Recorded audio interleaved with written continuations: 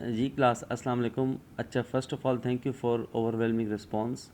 बहुत खुशी हुई, आपका बहुत अच्छा पॉजिटिव फीडबैक था, उसमें मुझे बहुत दिली मुसरत फ़ील हुई। तो आज हम जो कर रहे हैं ना, बेसिकली वो कर रहे हैं इंपॉर्टेंट ईडियम्स। अच्छा, इनको करना क्यों ज़रूरी है? तो ये रीज़न समझें कि जब भी कोई लैंग्वेज कोर्स स्टार्ट होता है तो फिर वो क्या करते हैं, directly noun, pronoun, tenses, narration, पता नहीं कहाँ बच्चों को फंसा देते हैं। तो उससे नुकसान ये होता है कि बच्चा जो लैंग्वेज छट जाता है उसकी, आप देखिए इंटर बच्चा कर लेता है, बीएससी कर लेता है, मास्टर्स कर लेता है, उसको इंग्लिश नहीं आती। हमारे पास उसकी दो वजूहत हैं, वो मैं आपको वाज़ेह कर देता हूँ। इंग्लिश में ना काफ़ी पढ़ाने के तरीके हैं, मेथड्स ऑफ टीचिंग हैं। उसमें एक है ग्रामर ट्रांसलेशन मेथड, एक है डायरेक्ट मेथड, एक है ऑडियो लिंगुअल, एक है सजेस्टोपीडिया, और भी बहुत सारे हैं। ठीक है, तो हमारे पास पाकिस्तान में जो मेथड ऑफ टीचिंग चलता है वो है grammar translation method. Grammar translation method में क्या होता है, आप बच्चों को ट्रांसलेशन से पढ़ाते हैं। जैसे हमारे पास होता है कि असलम रोटी खा रहा है, असलम रोटी खा चुका है, असलम स्कूल जा रहा है। सारी ज़िंदगी बच्चे की इसी पर गुजर जाती है। असलम ना स्कूल पहुंचता है, कुछ भी नहीं होता, ना लैंग्वेज आती है बंदे को। ठीक है, तो यही प्रॉब्लम है कि बच्चों को इंग्लिश बोलना नहीं आती।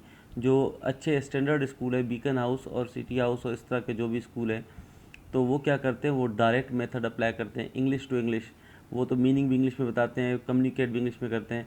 उसमें लैंग्वेज वन मतलब मदर टंग लैंग्वेज का इन्फ्लुएंस होता ही नहीं है।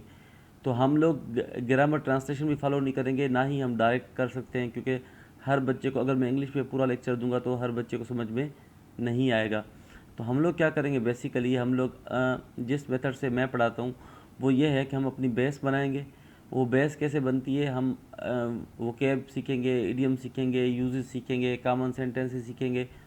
इस तरह बेस बना के फिर मैं आपको ग्रामर पढ़ाऊँगा साथ साथ। इसके साथ साथ ग्रामर भी पढ़ेंगे हम लोग। ठीक है, तो ग्रामर भी होगी और साथ साथ हमारी बेस भी होगी, तो फिर बोलने में, और साथ साथ स्पीकिंग ड्रिल्स भी होंगी। तो आप फिर बहुत क्विकली बच्चे बोल जाते हैं, क्योंकि हमारे पास यहाँ पे बच्चे बोलते हैं और वो बहुत जल्दी सीख जाते हैं। तो इसलिए मैं आपको वो चीज़ें सिखाऊंगा जो आजकल के दिनों में यूज़ होती हैं। ठीक है, तो जो इडियम्स अभी हम पढ़ने लगे हैं ये कॉमन इडियम्स नहीं है, ये ऐसे इडियम्स हैं जो आप रोज़मर्रा की ज़िंदगी में इस्तेमाल कर सकते हैं। ठीक है, आइए चलते हैं। पहला इडियम है फ्रेंच लीव। फ्रेंच लीव का मतलब होता है आप लीव कर लेते, परमिशन नहीं लेते। ठीक है, तो जैसे कि कोई आपका स्टूडेंट है और वो छुट्टी करता है, आपको बताता भी नहीं, लीव भी नहीं लेता, तो फिर आप क्या जुमला बोल सकते हैं, he is habitual of availing French leave. He is habitual of availing French leave, मतलब ये छुट्टी भी करता है और परमिशन भी नहीं लेता। दूसरा है डार्क हॉर्स। ठीक है, डार्क हॉर्स बेसिकली उस बंदे को बोलते हैं जिसको आप बोलते हो छुपा रुस्तुम। ठीक है, मतलब वो a person with hidden qualities, उसमें हिडन टैलेंट होता है। कुछ बच्चे आपने देखे हैं क्लास में, वो इंट्रोवर्ट होते हैं। अच्छा, दो वर्ड होते हैं, एक होता है इंट्रोवर्ट, एक होता है एक्स्ट्रावर्ट। इसकी स्पेलिंग मैं बता देता हूँ, INTROVERT, इंट्रोवर्ट। इंट्रोवर्ट वो बंदा होता है जो अपने आप में रहता है, ठीक है, सोसाइटी के साथ मिक्स नहीं होता। और एक्स्ट्रावर्ट वो बंदा होता है जो सोसाइटी के साथ मिक्स करता है, गैदरिंग्स को लाइक करता है। ठीक है, तो डार्क हॉर्स जो बंदा होता है ना, वो अक्सर इंट्रोवर्ट होता है, चुपचाप खामोश, आप देखेंगे क्लास में बैठा होगा, और जब परफॉर्म करने की बारी आएगी तो वो ऐसा परफॉर्म करेगा कि सबको आउटकास्ट कर जाएगा। सही है, तो डार्क हॉर्स बुनियादी तौर पे उस बंदे को बोलते हैं जिसमें टैलेंट हो, छुपा टैलेंट हो। ठीक है, हिडन टैलेंट हो। चिकन हार्टेड मैन बुज़दिल आदमी को बोलते हैं, जो भी बुज़दिल आदमी होता है ना उसको चिकन हार्टेड मैन बोलते हैं। कावर्ड जो वर्ड जो मैं मीनिंग में मैंने लिखा है, कावर्ड, कावर्ड बेसिकली गवार को भी बोलते हैं।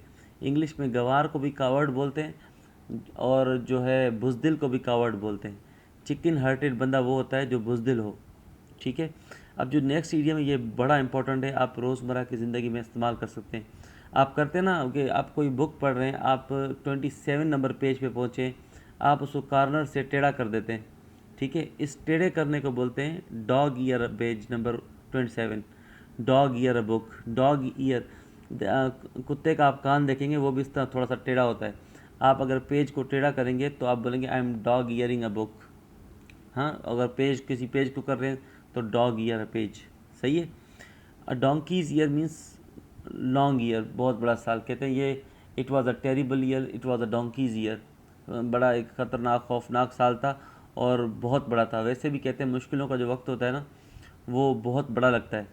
तो डोंकीज़ ईयर का मतलब क्या होता है? Long year.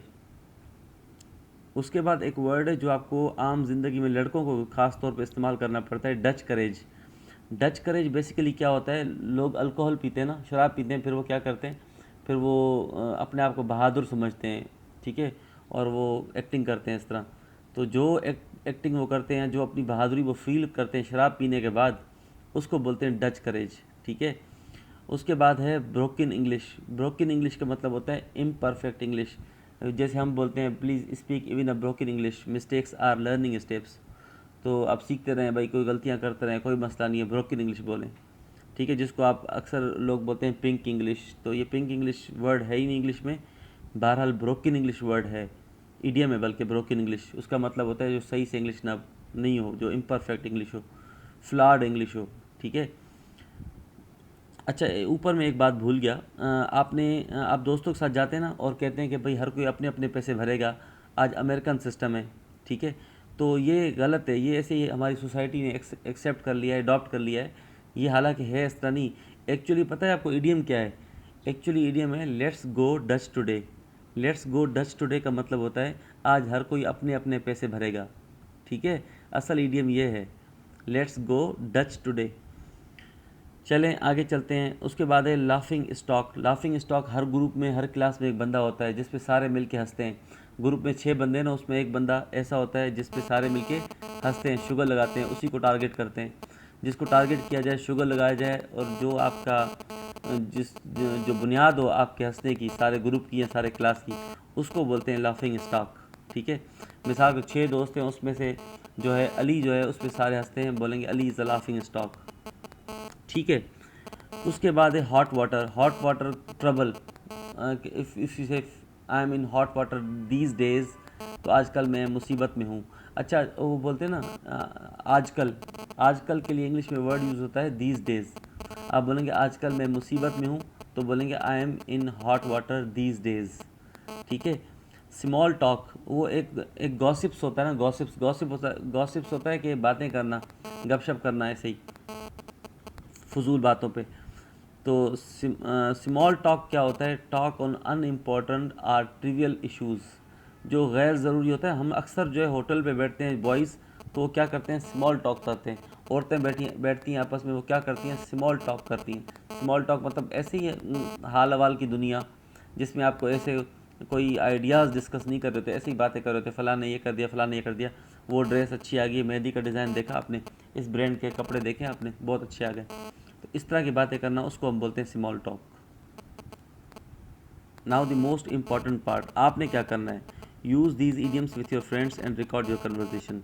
या तो अपने ये ईडियम्स आप दोस्त के साथ इस्तेमाल करें और उसको रिकॉर्ड करें, जो कि मुझे नहीं लगता आप में से कोई करेगा, बहुत ही कम लोग करेंगे।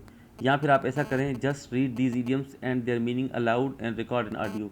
यही ईडियम जो हैं वो आप लाउडली पढ़ें, उनकी मीनिंग पढ़ें, मगर ऑडियो ऑन कर दें, वो रिकॉर्ड करके आप हमें भेजें, मैडम इमामा को भी भेज दें और मुझे भी भेज दें। हम आपको फीडबैक देंगे कि आप सही पढ़ रहे हैं या नहीं पढ़ रहे। उस पढ़ने से आपको 2 फ़ायदे होंगे, एक तो आपकी स्पीकिंग प्रैक्टिस हो जाएगी, दूसरा आपको उनकी मीनिंग भी याद हो जाएगी, ठीक है। तो मिलते हैं दूसरी वीडियो में।